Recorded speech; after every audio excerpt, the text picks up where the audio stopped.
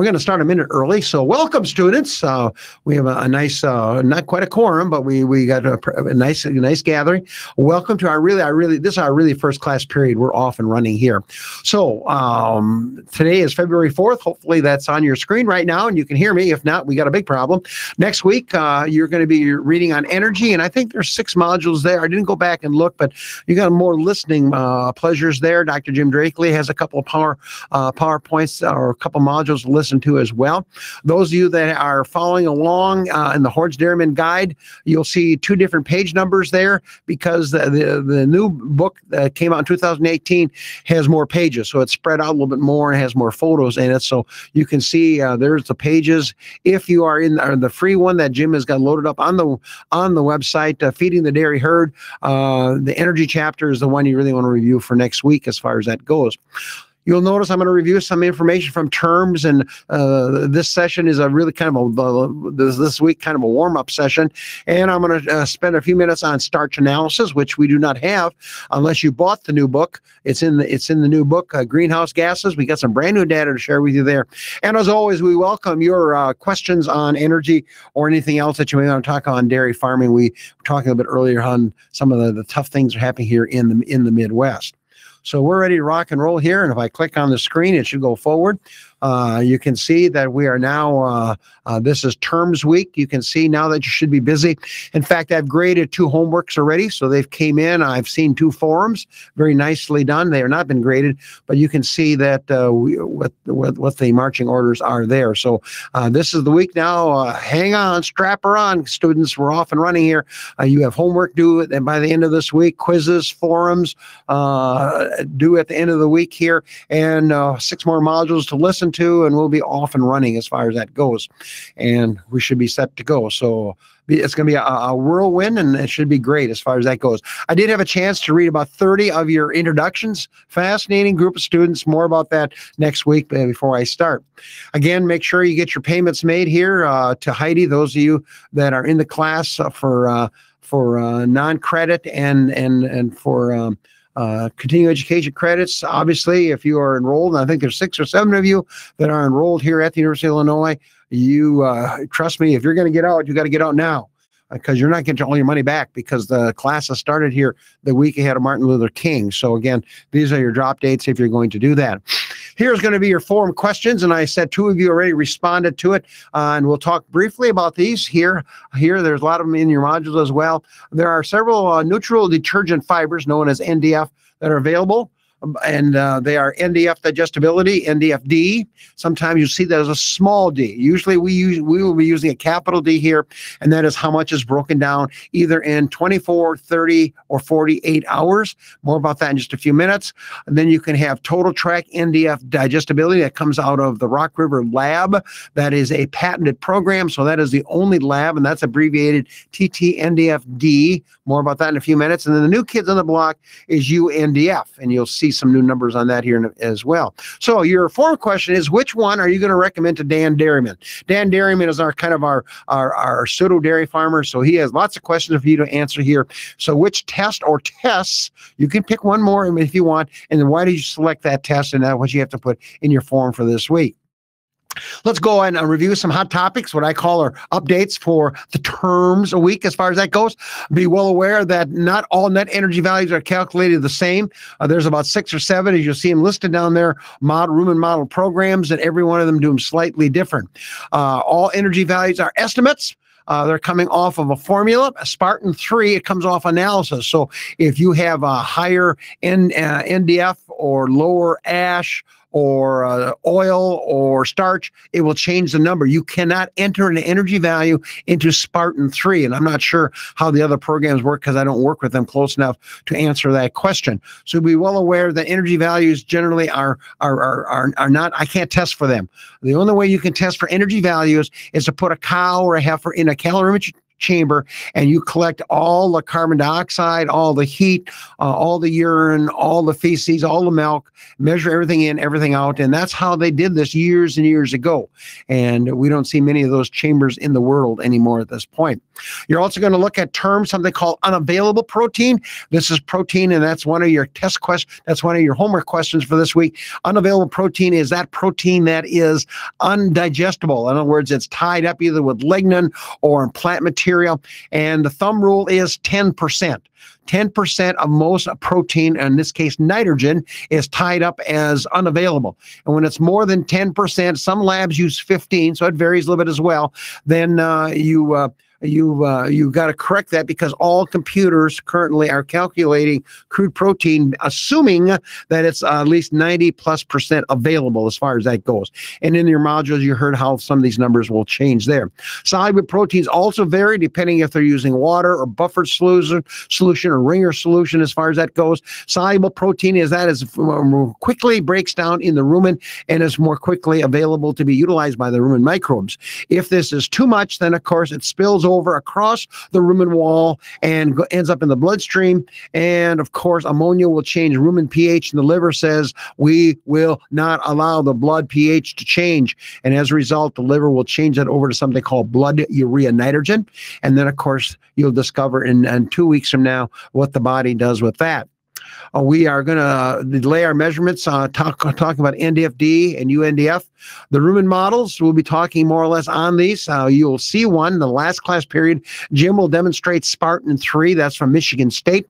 And rumen models means that it's taking the feedstuffs and making some adjustments for rate of passage, rumen synthesis, the flow rates, rumen dynamics. Pretty neat stuff as far as that goes. And I think any of you, and some of you indicated that you do want to work with dairy farmers or teach nutrition, then you have to have a model, because basically higher producing herds, and I define those as herds over 80 pounds of milk. Right now we have herds in Illinois that are averaging over 105 pounds of milk.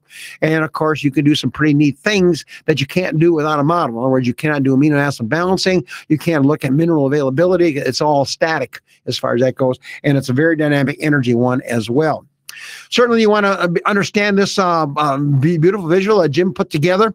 Actually, it's based off a Pioneer power booklet that we had, and Jim has embellished it very nicely. And of course, when we look at, and next week, especially when we get to energy, we'll spend more time on about terms. All these terms, you can see where they come from. So NDF, a neutral detergent fiber that includes hemicellulose, lignin, and cellulose. That's the cell wall. So as a plant matures, be it a corn plant or a cotton plant or a barley plant, whatever plant, that cell wall gets thicker because it has to support the seed head, the ear, or whatever the case is going to be. And so you have these three different fractions. In the next 5 years, I will bet you in one of these NRCs, we will balance rations for those three components, no longer ADF and NDF, but rather hemicellulose, lignin, and cellulose. And I think we laid out some of those numbers in one of the modules for this coming week as well. The key thing, of course, lignin has got zero digestibility, they indicated in the brown here. Cellulose has a digestibility of numbers around 30–40%, depending on the plant. Hemicellulose can be quite high, such as in beet pulp and alfalfa, up in that 60% level. What I found intriguing several years ago was a person who was in my lab, and they were looking at one of the seed corn companies. Instead of lignin being totally around the cell, as you see my pointer going around, they were seeing could they put the lignin in the corners, in other words, lignify the corners to give the rigidity to the cell and to the plant without locking up, as we would say, the entire cell wall contents. And I've not heard much more movement on that, but that's what those seed companies were looking at as far as that goes. Here are all your terms, and we're going to be using more of them next week when we get to energy, so this may pop up once again, but you can see here's acid detergent fiber. That's lignin and cellulose. This is typical for corn silage from last year, so 20, and here's your range. That gives you a little bit of feel how big these numbers are. Here is acid NDFD, neutral detergent fiber. The A small means that it has amylase enzyme associated to remove any starch contamination with the fiber. So you can see this is pretty common right now, 41% in corn silage. Now you'll find the new kid on the block. The A stands for amylase, OM stands for organic matter, which means we've taken any mineral contamination with the fiber away. So you can see, again, it goes down about 1 percentage point. So don't let that trip you up here. You may see NDF only, which probably means it doesn't have these other values taken away from them, but that difference is going to be pretty small as far as that goes. Here is your NDF digestibility at 30 hours. That is a normal residence time in the digestive tract. And so you can see this coincides. Typical number was like about 53, 54 in that last year. Here is NDF 120 hours. Well, you're saying, why is that done? And that's because it's modeling. So these numbers can go into these models we talked about earlier and adjust the rates of these fiber digestibilities as far as that goes. I have challenged 2 companies, and neither of them just kind of smile at me and say, well, that's because Cornell and other universities won't do it. But it seems to me I would like to see an NDF a 6 or 12 and NDF 24, because that's when most of the action is going to occur in the rumen. But it is what it is. And that's just a Hutjens bias, and I don't get Nobel Prizes, nor do I get a research grant, so we go away. And now you can come down here to the bottom. Here is UNDF, undigestible NDF. Now, these are expressed as percent NDF, as Jim has pointed out. This is percent of dry matter. So this is apples and oranges. You can't go there, but obviously either the NDF is digestible or it's not digestible. And so you can see the differences here. And again, here's that same effect. The standard in industry is UNDF 240, which is basically 10 days after the cow has consumed the feed. How long can some of that NDF stay in the rumen? About 3 days. Straw notoriously, because it's very low in digestibility, and it's got a breakdown small enough to be moved out through the digestive tract. So there are some very typical numbers. We'll talk more about that in the next couple of weeks as well. The cost of these various tests, this is put together. This is Rock River numbers here. And so you can see the cost of these tests are going to be in these UNDF tests, total tract NDF. And Jim and I were trying to sort that out to get that number, because total tract NDF digestibility is controlled by the Wisconsin Alumni Association. It's a patented program. And to my knowledge, only Rock River is providing this. And it looks at kinetics, but looks both not only the digestibility, but race passages based on corn silage and alfalfa studies done at the University of Wisconsin. So if you have other feedstuffs, that number doesn't be quite as valuable. The magic number, we'll talk about that next week as well, is 48. That's a really good forage number, where in the NDF digestibilities, you're going to see those numbers are going to be up around 60 as target. And you can see the prices here on these analyses, and already we talked about some of these different hour lengths we had up there as well. So again, typical forage test, Jim and I, or I say Jim just dug it out. Typically, these tests are going to be somewhere around 20 to $25. And if you start using some of the UNDF tests and want multiple points, the clock is running. It gets quite expensive. As you can see, $60 becomes a fairly common number. So again, like Dan Dairyman, you will see my biases, which ones I'm going to be recommending next week as well. Here are some other terms. Make sure we don't get confused on them.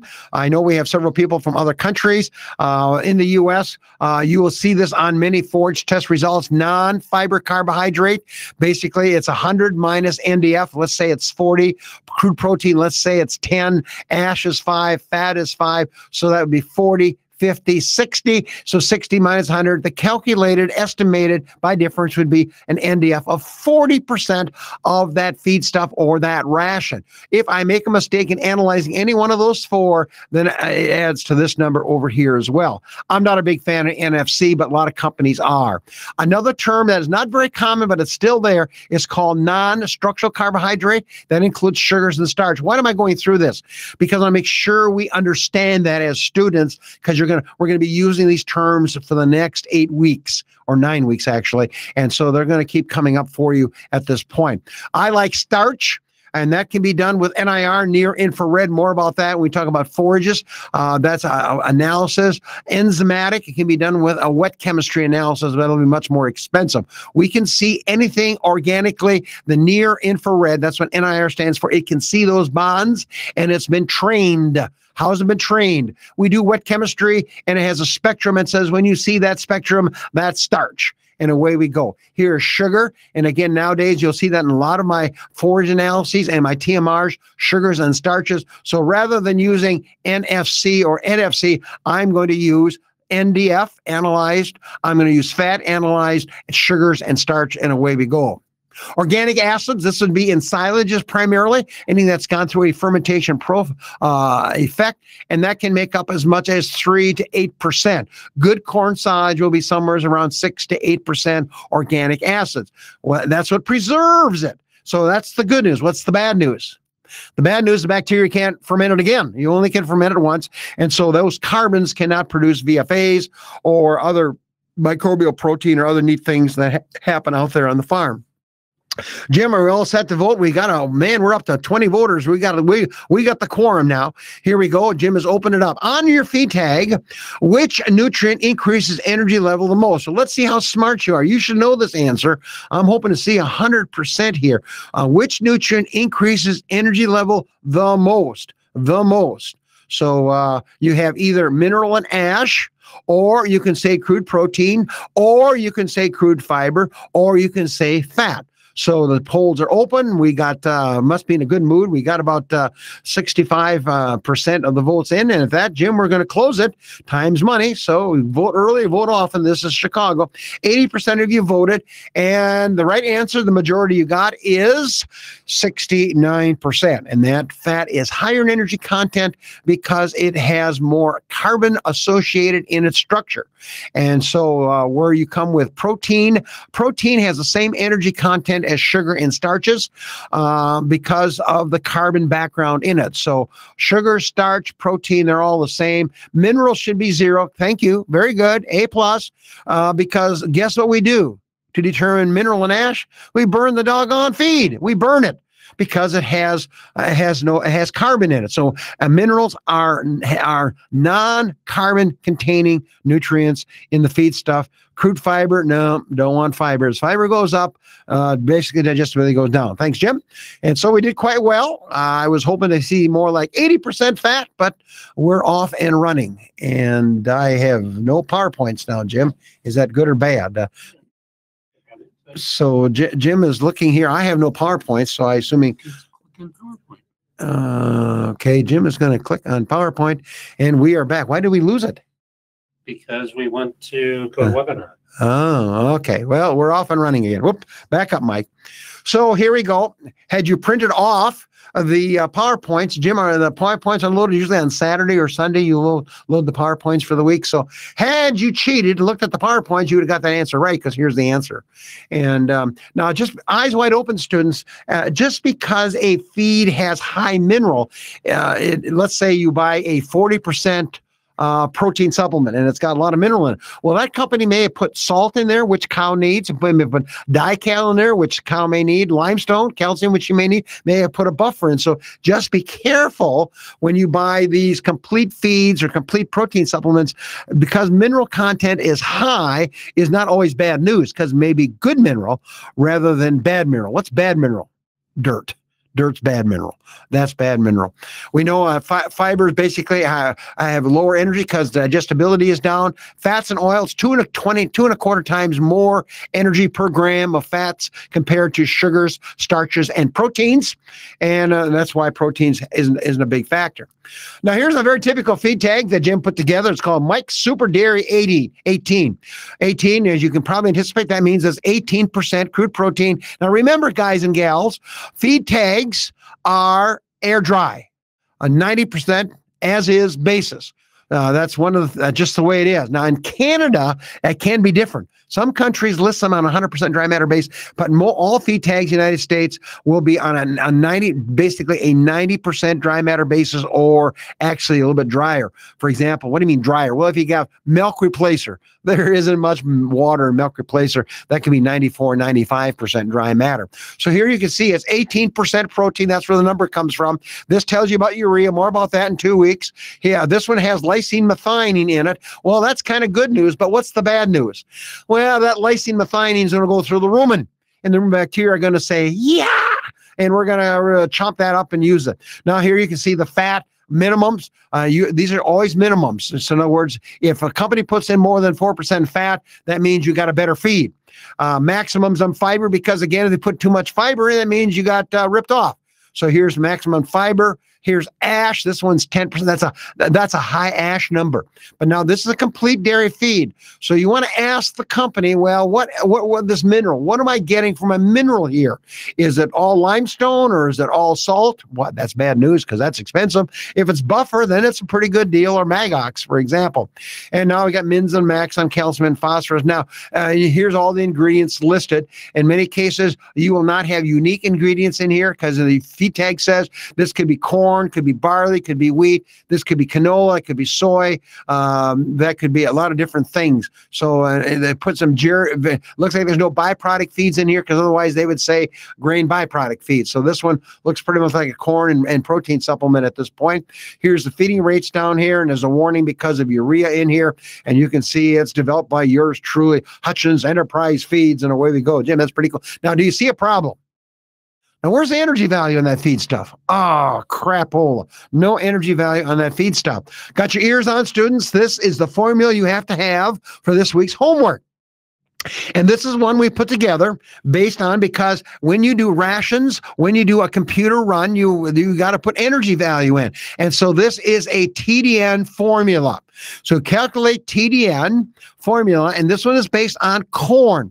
We have a couple students from Canada in the class. You could do the same thing with barley. So the TDN in corn on an as-fed basis is 80%, assuming it's got 2% crude fiber, and it's got about 2% ash. It's got about 3% fat.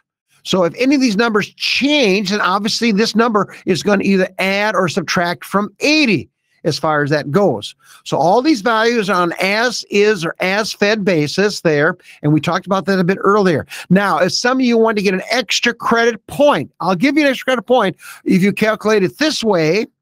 And if you do it on 100% dry matter base, which means what? Now this number is what? 88. This is 2.2. This is 2.2. And this is 3.3, because you will increase that by 10%. Now, remember, the values that I gave you for the homework, you also got to convert them over to 100% dry matter base. So you'll do a fair amount of work. But a couple students did it last year, and you're welcome to it. But remember, this is the formula you need. And so if you've got if we go back, and I'm going to go back. I think I can go back. There it is. Remember this now. Some of you remember fiber is 4 and ash is 10. 4 and 10. So if we go forward, now we go forward, and I'm going backwards. If I go forwards, now one too many, then you would be putting 3 in here, and this would be 10. So you can see how quickly it changes. It'll change that calculation and reduce the energy coming on your 40% supplement. Obviously, the hottest feed is going to be wheat, corn, are going to be the hot 2 ones. Barley will not, because barley's got some fiber in it, and that would lower this number here just a little bit. So again, that is your homework. And you will come up with a number, and either you're going to get it right or you're going to get it wrong. And we have 2 students who have turned in their homework, and they both got it right. Congratulations to both of you. I think one of you are online. Here's another one you're going to have, not in this week's homework, but you will next week, and that is to convert everything over to 100% dry matter base. And it's a very simple calculation, but you can do it wrong. In other words, what you're going to do, everything we want to do calculated here in this ration, we talk nutrients from now on, it's going to be an 100% dry matter base. And to calculate dry matter, you simply divide the dry matter, in this case, that's haylage, 30% dry matter, divide that into, this is as fed, that's the wet basis. It'll be on most labs, will express it both ways, 0.3 into 5%, and that ends up being 16.7%. So that's how you get to 100% dry matter base. Another term we had it, I believe, in the module, and that's called hay equivalence. And that simply means that it's going to have that forage, that haylage. So this haylage, these are all the same. So haylage at 5% wet, 16.7% on dry matter base, or 15% on a hay equivalent base, which means it's got 10% water in. So you would take this number here times 90%, and you work it backwards. That's how you get the wrong answers, of course. So this feed is all the same. It just depends if it's as fed, 100%, or hay equivalent, or tagged equivalent out there in the program. So that's what this terminology is all about. So we pretty much covered all this information here. The second one is important because that is going to be your homework. The second homework, and again, both of my students got it right. There's a chance about a third of you are going to get this wrong. But remember, this we're going to correct for unavailable protein. So remember this now, the first 10%. So if you got a feed that's got 10% crude protein, it says that 10% of that or 1% of it would be normal. And that's what the computer understands or has factored into its requirements when it does calculation. So if it is more than 10%, then you've got to correct for that. But remember, make sure you take the first 10% off of the total number in the problem. Got that?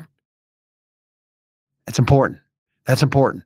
So let's say it's 30. Let's say the feed was 30% and it was 10% unavailable.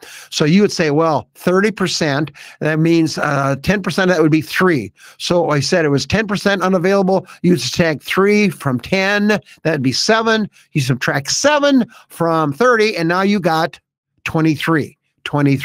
Most labs do this automatically for you free of charge. So you may not have to know that, but as students, you have to understand when a farmer says, why is this number less than 30? And now, as Paul Harvey, most of you don't know who he is, would say, you know the rest of the story. We already talked about energy values, more about that next week. Those are all calculated. NIR, we talked about here, and all these other values also are calculated, such as NFC, we showed you that. Soluble protein can be tested, although some labs will estimate that. Energy, a relative forage value, digestibilities in some cases, those are also estimated as well. Okay, that's the review for this week. That took a little longer, Jimmy, than it should have. Let's talk about some new things. We have 2 new things to share with you before we sign off here today in the class. The first one is going to be fecal starch and energy values. Farmers will come to you and say, gee, I washed down the milking parlor and I see all this corn or barley in the manure. Where is that coming from, and is that important? And the answer is yes, it is, because it means there is starch associated with that kernel, partial kernel, chip of corn that has not been digested. And you can actually run a test for that for what we call fecal starch. And yep, that's right. You are taking samples from 8 or 10 cows, mixing it up, putting it into about a pound container and shipping it to a lab, and they will do a starch analysis. And what you and I are looking for when you start seeing these flecks of corn, see them here, here in the manure. Now that's fuzzy cottonseed. That's another story for next week. But here you can see these flecks of corn. You see fuzzy cottonseed here. You don't see some fiber. See this piece of fiber in there? That means those cows lost some feed value there. And the question is, well, how much is that? And the answer is some neat work out at the University of Pennsylvania Veterinary College when they looked at something what we're going to call apparent feed digestibility. This is 70%. 80, 90, and 100% digestibility. So you can see that's the range. And now every one of these little triangles or diamonds is a different herd or a different group of cows in a research study. And you can see a very nice straight line relationship here. It says as fecal starch goes up from 4 to 6, digestibility is going to drop down, you can see, by a corresponding amount. And so you can see in this study, the worst sample they had here was a 10% fecal starch, and that meant that under 80% of the starch is being utilized. I smile here. You can't see me smiling because when I used to haul manure back in our farm in Green Bay, Wisconsin, by the way, I just signed on my introduction as well. Then that was a great time to see how many pheasants were in the feed in the woods, because they would all come out. And it was hot lunch time. They come out and eat corn that was in the manure, as far as that goes as well. So you can see that. So the question you might ask is, well, so what? And the answer, this is the trigger point that from Pennsylvania, University of Wisconsin uses 5%. So we're saying I'd like to be under 4 to 4.5% fecal starch, which means you're going to be back up in the 90% range. So I want to be sitting up here. So I'm saying I want to be above this line here, and you can see that's right around 5%. So you say, why isn't it 100%? And that's because some of the starch is tied up with the fiber fraction in the plant material, or the rate of passage was too fast, the starch got out of the digestive tract too soon, or we had rumen acidosis, or we were feeding too much starch. There could be a whole bunch of reasons for that. Here's the take-home message, though. If fecal starch can be reduced 1 point, or it's going from 6 to 5, you're going to end up getting 2/3 of a pound of milk. And you borrowed that. Or if you want to be pointed, you stole that from the manure. And so unless for example, in Ohio, you get paid for starch the manure, we don't in Illinois, by the way, then you've lost that. And so you can see, if we go back here, you can see here, if I go from 8 to 4, that's 4 units, then I'd expect to get about another 2.5 pounds of milk, because I have that extra energy that is coming from that being lost in the manure that my cow can capture. So you might say, well, what's happening out on dairy farms? Well, here we are. This is some data from Dairyland Labs from a year ago. And you can see we had about, I'm not sure it's on here, how many samples? Yeah, 109 samples. There are some other labs that got more samples than that, but these are dairy. You can do it, by the way, you can do this in beef cattle. And I know I've got 2 beef people in the crowd here. One's a grad student. Your number really sucks. I'm sorry. Beef cattle can sometimes be 10 or 12% starch in manure, even higher. But so you can see in these studies here, 1/3 of the samples that came into the Wisconsin lab were in the red, which means we're leaving milk in the manure. And why is that? What's that related to? Processing corn silage. More about that in a couple of weeks. We do forages. It could be because we didn't grind the corn fine enough. That's another story. We didn't steam flake it correctly. Then the list goes on from there as well. So that's it on starch. So if any of you students have any questions on fecal starch, that analysis, I looked on the sheet here, I think it's about $28, if my memory is right. I'll double check that, but it's about a $28 analysis. It's a little pricey because you are sending them in liquid manure. They have to dry that down in their ovens. They have to grind that, and then they have to do a starch analysis on it. So the meter is running as far as that goes. The last thing we're going to talk about here, Jim, and we maybe get done early, but one of the things I want to do this year, because one of the criticisms, and it's a good criticism, some of you know me, I can talk really fast. And so sometimes we will have 60 PowerPoints and I do 1 a minute, and it simply means get out of the way like this truck is here. I'm going to be rolling. So we're going to try to adjust that number down to more like 45 or 50, so that if you have questions, because that was one of the criticisms we had, we didn't take time for questions. And yet, Jim, we don't have any questions yet. So that means you're going to lose 10 minutes here, because I allotted 10 minutes for questions and we don't have any questions. But anyway, it is what it is. So here we are. This came, you'll notice if you read the fine print way up there up at 11:30 on the clock here, Wisconsin State Farm Journal.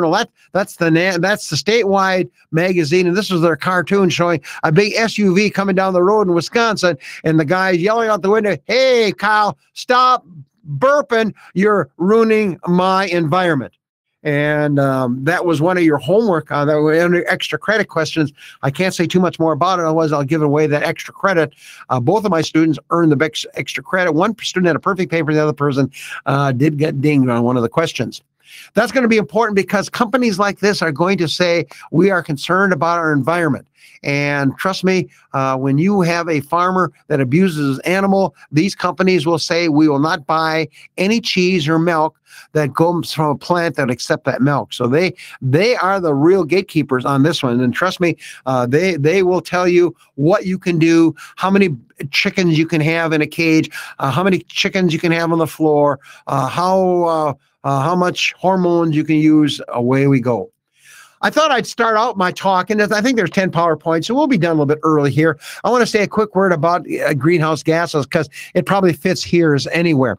This little table comes from the NRC, National Research Council. That's the same outfit that does the nutrient requirements for beef and dairy and goats and stuff like that. They put out a lot of position papers. So in 2003, they put out this paper, and I thought it was pretty neat. Jim did a nice job of laying it out as well. Here are all the emissions that concern people, and they're listed over here. Now, this is the impact on the environment. And so it says, so the ammonia has the largest impact on the environment, and odor has the least impact on the environment in terms of looking at greenhouse gases. But if you go over here to your neighbors, they don't like to smell you. Let me tell you. And I know there is huge factors in Illinois and other states that when a large pig, beef, or dairy operation is coming in, people will say, not in my backyard. And that's why you're seeing lots of dairy farms in South Dakota, North Dakota, Kansas, Nebraska, because they don't have a lot of people living there, and they want those industries. Do you realize a big livestock industry can be as important to a community as a McDonald's?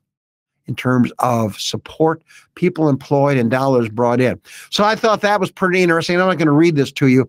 And then the concerns. What are the real concerns if you look at that? And ammonia is haze. So I guess if you live in the California valleys out there by Los Angeles, that's a concern as far as that goes. This is the quality of life. You're not going to die, but you're gonna smell. You're gonna smell as far as that goes. These two are climate change. Even if your president doesn't agree with that in the United States, these are climate change movers as far as that goes. And some of you say, well, Hutjens, you just said it was 25, 30 below zero in Minnesota. That's not heating. And the answer is they think that's part of global warming. They think that's part of global warming. So that's kind of interesting. So here we go. Jim's going to open up the homework again. And Brian brought the first question. Brian, you get a ding for asking a good question. We're going to answer that in 2 minutes. So luckily, Brian asked, is there a difference in methane and nitrogen gases? And Brian, the answer is yes. Hang on for just a minute. So Brian, you're going to have to answer this question now because Brian's question comes right in there. And it says, which gas contributes most to greenhouse gases? Now, if you print off the PowerPoints, you know the answer because Jim gave it to you. So you have choices here. We have carbon dioxide. That's how greenhouse gases are usually administered or measured. Methane, which is coming off of swamps, comes off of cows belching. Nitrogen oxide, which again comes from the breakdown of nitrogen. And hydrogen sulfide, which is the rotten egg smell as far as that goes. So we got 70% of the 70% of the votes in. Jim, you're going to show it to our students. And an interesting one. A+, nobody picks hydrogen sulfide. That's right. No greenhouse gases there. It may stink. You may not like the smell of it, but no greenhouse gases there. So we're going to go to Brian's question, but he actually had another question. He's going to answer both of them. You get an A+ for asking the best questions. So Jim has brought it up because he knew I was going to bugger that all up. Here you go. Here is part of the answer that Brian asked. He wanted to know what are the output differences we have here, and does it make a difference in feed efficiency? And again, Brian, the answer is you better believe it does. So you can see here's carbon dioxide. That's what you're measuring, the black square here. Methane is 24 times, a nice round number, 25. So a gram of methane is 24 times more potent than a gram of carbon dioxide. Nitrogen oxide, which is going to come off of your feedlots and stuff like that, you can see that's a 100-pound gorilla. And lo and behold, guess what California is measuring on feedlots and dairy farms now? Nitrogen gases. So you folks in California, welcome to the new world. Here we are and here we go. Now, let's take a look at a carbon footprint and on dairy farms. By the way, I did delete that PowerPoint, Jim. I'm going to read this to you because Jim may put this up. And it says, what is the sources of greenhouse gases? And I'll just read this to you. And this came out of the January 2019 Milk. Milk is a magazine that I get. And here it says 28% comes from electricity, 28% comes from transportation. So stop driving your cars. 23% comes from industry. That could come like your coal industry, those kinds of things as well. Another 12% comes from commercial and residence. That's my house. And all agriculture has 9%. Of the 9%, half of it, 3.9, is animal agriculture. So that's interesting. You need to know those answers because you're going to have students, you're going to have colleagues, you're going to be at the church supper, and people are going to say, oh, you work with agriculture, you're part of the problem. And the answer is, yes, we are, but you're a bigger part of the problem than maybe I am. Here we go. This comes from a group out of the Dairy Management Incorporated. This gentleman is there. And so milk's carbon footprint. He says, well, what about dairy farmers? Probably we are about 2%. Yeah, I think the number I've seen, 2% of the carbon footprint could come from dairy cows, dairy calves, dairy heifers, and that 52% comes from producing milk. Yep, that's you guys. And we have several farmers in the group here. So, yep, you're in your pocketbook there. Another 20% come from feed production. Well, you say, well, that's not my problem because I buy my hay from Nebraska. Well, somebody spent carbon to get that hay grown. So you can see about 72%, we have a dog in that fight. Another 17% is transportation, meaning what? Got to get the milk off your farm, got to get it to the plant, and we got to process it at the plant. You see all that steam coming off those milk plants when it's 20 below zero. Guess what? Some of that is going to be carbon footprint. Retail, someone is going to have to sell it. So in the store, somebody is going to have the lights on, the coolers running, and going from there. It seems to me, Jim, we do a better job of keeping some of that coolness in the dairy case from going out in the store, but so be it. And then we got 5% in consumption, meaning what? Well, we don't all drink our milk. It expires. We throw it away. One of our good dairy farmers, they're bottling milk right now. And of course, they get expired milk and they have to dispose of it. What's the good news? They're giving it to dairy goats, meat goats, and to pigs. And he's developed a very exclusive market for that. So here's the carbon footprint for dairy. So again, what do you have to remember? About 2% of the national average is coming from dairy farms. That might even be a little high because it says all animal agriculture is 3.9%. And I got a feeling that you beef guys are in big trouble out there because of the amount of feed going in there. So governments get involved in this, and this is an older slide. You can see it's dated. Here you can see the European Union. They're going to put the carbon footprint label on products. I've not seen this yet, Jim, any place in our store. In other words, you pick up a gallon of milk that says the carbon footprint was X.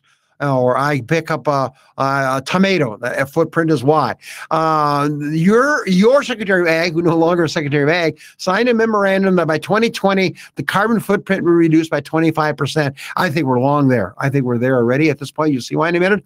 And in New Zealand, they actually put a tax on so they can do more research on reducing carbon footprint in New Zealand.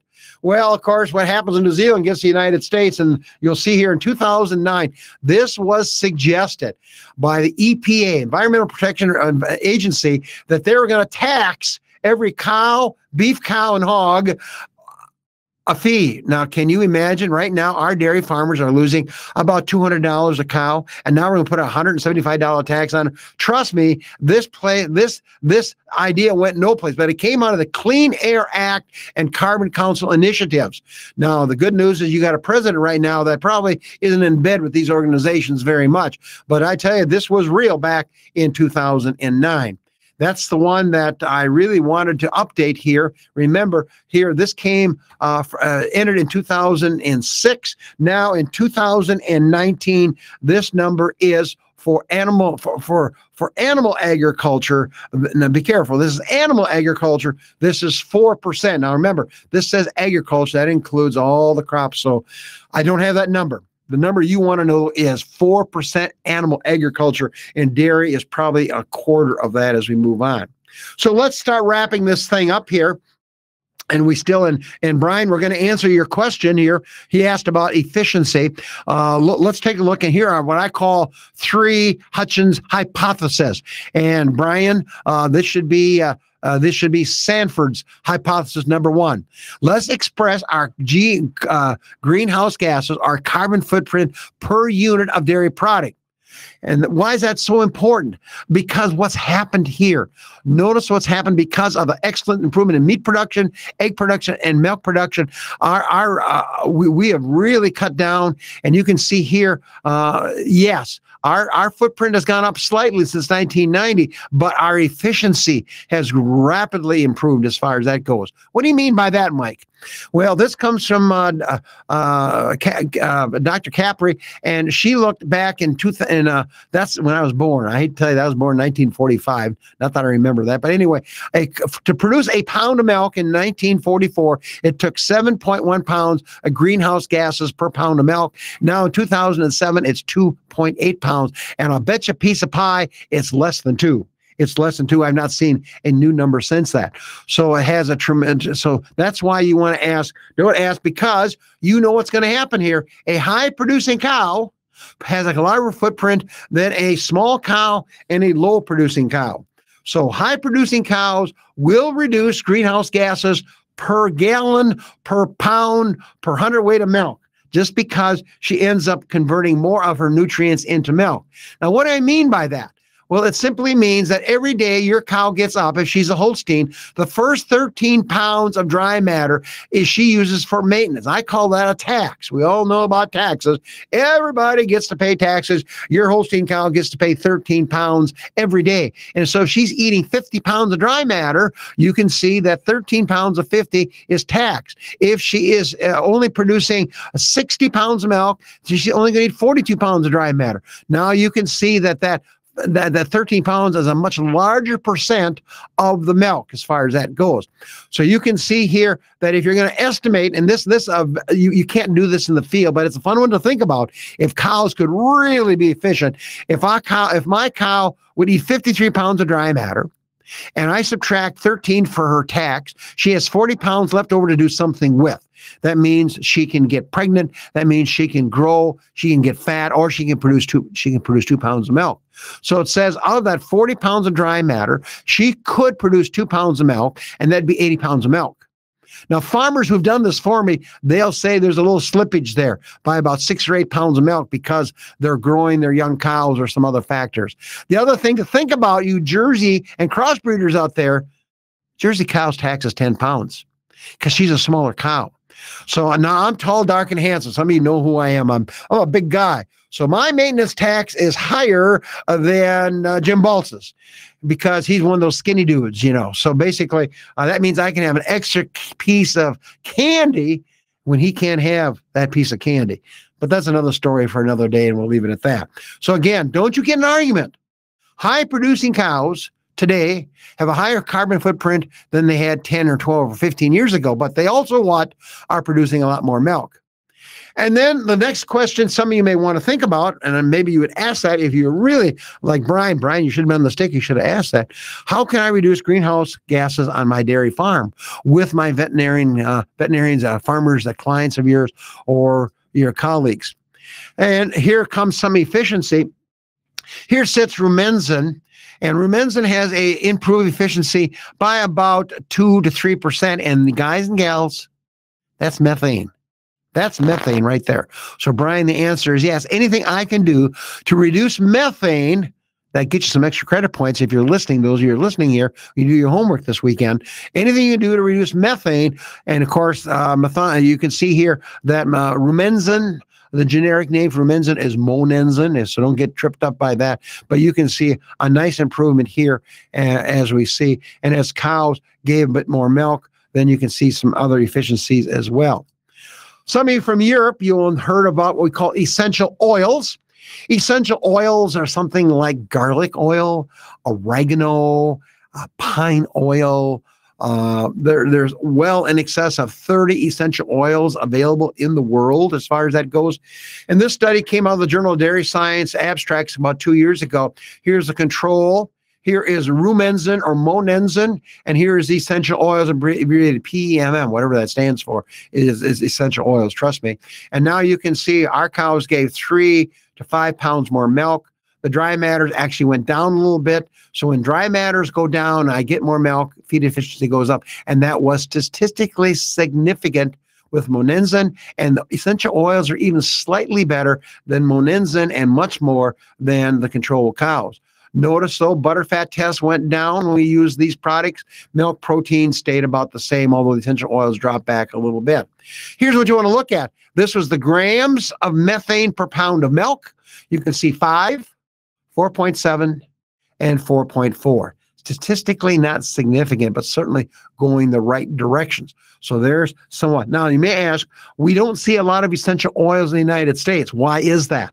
And the answer is because monensin costs about 3 cents per cow per day for lactating cows. Essential oils will cost you somewhere around 6 to 12 cents. So they are much more expensive. Why are the European people doing this research? Because monensin is not legal in the European Union because it's an antibiotic. It's an antibiotic, however, that never leaves the digestive tract, never appears in milk, and has no human applications. And that's why we are using it. The Canadians are using, the Mexican people are using. I know we have a couple of people from Mexico in the class. Brazil can use it. We have Brazilians in the class as students. That's why we can use it. It never appears in the milk. Here's another study from Pennsylvania by Dr. Histoff. And he fed them over a pound of oregano. Can you imagine going to your local shelf and taking all the oregano off the shelf? You want to feed the cows for 4 days? Anyway, over a pound of oregano, and that increased milk production by 3 pounds. That's important because oregano is not cheap, and the methane was reduced by 40%. Holy smokers, as far as that goes. Now, here, what's the bad news? That stuff is really expensive. And now, there are 40 different types of oregano plants. And they contain here are your essential oils, and they had different levels of these essential oils. There's 3 of them. So the question I ask is, well, which one of these 3 is most important? What's the ratio, and what's the relative importance of those 3? Seems to me pretty important questions. I'll let you read this at your leisure. The bottom line is that high quality grasses produce significantly less per kilogram of dry matter of methane than this is high quality grass, low quality grass. So now we got a forage factor comes into play, and that significance is at the 0.001 level, which means that's the odds of that's happening on your farm is about 1,000 to 1 as far as that goes. So high digestible forages can reduce methane as well. This is some work done with the Danes, looking at canola seed, because they raise canola in Europe quite a bit, and you fed canola seed. That's with canola oil. That oil, not only canola oil, but other oils such as corn oil and soy oil as work out of Canada, can also reduce methane significantly by about 9%. And here's another whole laundry list of items that can reduce methane. Steam flake corn versus dry corn. That's in steers. Protozoa. Those are the small organisms in the rumen. You probably would have read that if you had your book, your textbook. If you bought one, the Hordes book, it's in there. Protozoa. Reducing protozoa numbers reduces methane. Well, what can reduce protozoa number? Certain kinds of feed additives and starches can do that. Unsaturated fatty acids, we mentioned that earlier. Saponins, which you'll find in alfalfas. But look at this, and that's kind of spooky. They did 15 studies in the United and around the world. 4 of the 15 it worked, 11 didn't. Tannins can reduce methane and propionate production in the rumen, and cashew nutshells. I have no idea, Jim, why we would do that research there, but there it is. It does have methane. I know how many cashew nutshells we have in the United States. We move on. So, Brian, to answer your question, certainly we can look at ways of reducing that. And of course, here's the big 100-pound, and that's why we're going to reach those goals. Our milk production keeps going up about 1% a year, 1.5%. So increased milk production. Here is the 100-pound gorilla in the room. The use of synthetic growth hormone, bovine somatotropin, that reduces methane by 8%. And we're pretty soon going to get stores that are going to say, we want a smaller carbon footprint, and we know RBST is totally safe for humans. Now you got to make a tough decision. A smaller carbon footprint, or do you want to have organic milk? We move on. Rumensin drops at 7%. You Europeans, you're stuck. You're stuck, but we here in North America and South America, we can reduce our carbon footprint using Rumensin. We're already talking about forage quality, rumen fermentation, optimizing that, meaning a little more of a starch-like fermentation will be favorable. And then we got additives that we already talked about: yeast culture, essential oils, buffers, ionophores, stuff like that. Well, Jim, there's our 10 minutes. We're right at our 10-minute point. That's going to be the new rules for Hutjens this year. Hopefully I don't break it here. So, Brian, your question, thank you very much. We don't give you any extra credit for questions, but we always welcome the questions because that means you're kind of thinking ahead of me as far as that goes. Here is as you're listening to the fora, as you're listening to the modules this coming week, I would be looking at the questions before I listen to my modules, so I know how to answer the questions. Here's Dan Dairyman, and he's nervous that his lactating cows are low in energy.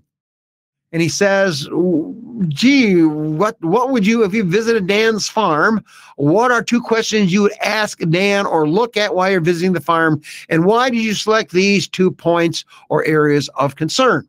And so that's kind of where we're at. That's the energy forum for next week.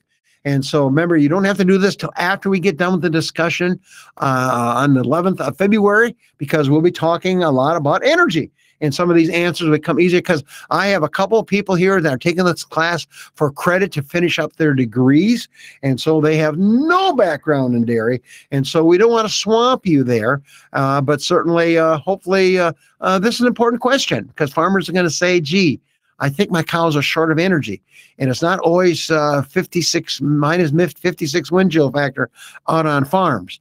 But let me tell you, folks, you say, well, the temperature was 26 below zero. Yes, but if your cows face that wind, just like you as a human, it's just like 56 below zero. So that's why we had such huge issues getting cows out of wind, behind windbreaks. Drop the curtains, put them in a stanchion barn. One of my good dairymen said we didn't leave them out of the barn for 2 days. Good idea. Good idea. Good idea. Because if you dropped them out there, you probably could only have kept them out there for 5 or 10 minutes. Probably not a good time to do heat detection. And what a great time to freeze teats.